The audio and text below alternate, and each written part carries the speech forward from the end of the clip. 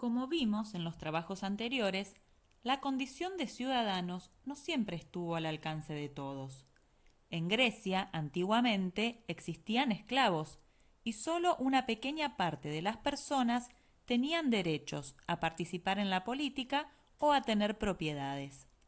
En Francia, antes de la Revolución, la sociedad se dividía en privilegiados y no privilegiados, con enormes diferencias. Y estos son solo dos ejemplos de sociedades injustas, sin igualdad.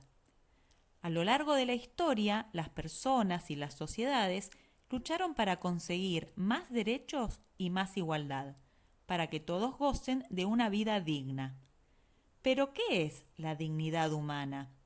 Este concepto de dignidad humana quiere decir que por el solo hecho de ser personas somos merecedores, dignos de derechos y de justicia.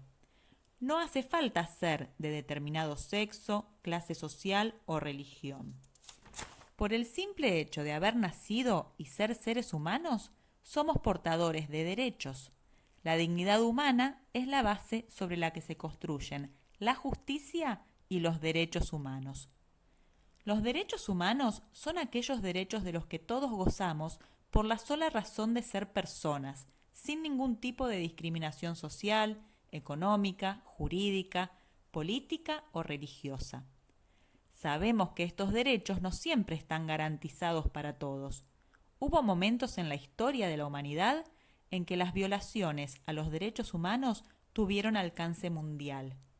En el siglo XX, dos acontecimientos pusieron a la humanidad y al planeta al borde del desastre total: la Primera y la Segunda Guerra Mundial.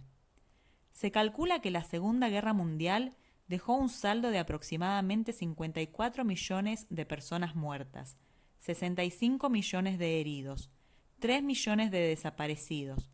El 90% de las víctimas pertenecían a la población civil, es decir, que no eran soldados, y fueron afectados por las bombas, las enfermedades y el hambre. 6 millones de judíos fueron asesinados en los campos de concentración nazis. 40 millones de personas fueron desplazadas de su lugar de origen hacia otros países. Un continente entero fue destrozado, Europa, junto a otros lugares a donde se extendió la guerra, como Asia y África. Finalizada la Segunda Guerra Mundial, el 24 de octubre de 1945, representantes de 50 países se reunieron y redactaron la Carta de las Naciones Unidas, que dio origen a esta organización internacional, destinada a preservar a las generaciones futuras del flagelo de la guerra, a reanimar la fe en los derechos humanos fundamentales del hombre, a promover el progreso social y a elevar el nivel de vida dentro de un concepto más amplio de libertad. Una de las primeras acciones de esta organización fue redactar la Declaración Universal de los Derechos Humanos, de la que hablaremos en los próximos trabajos.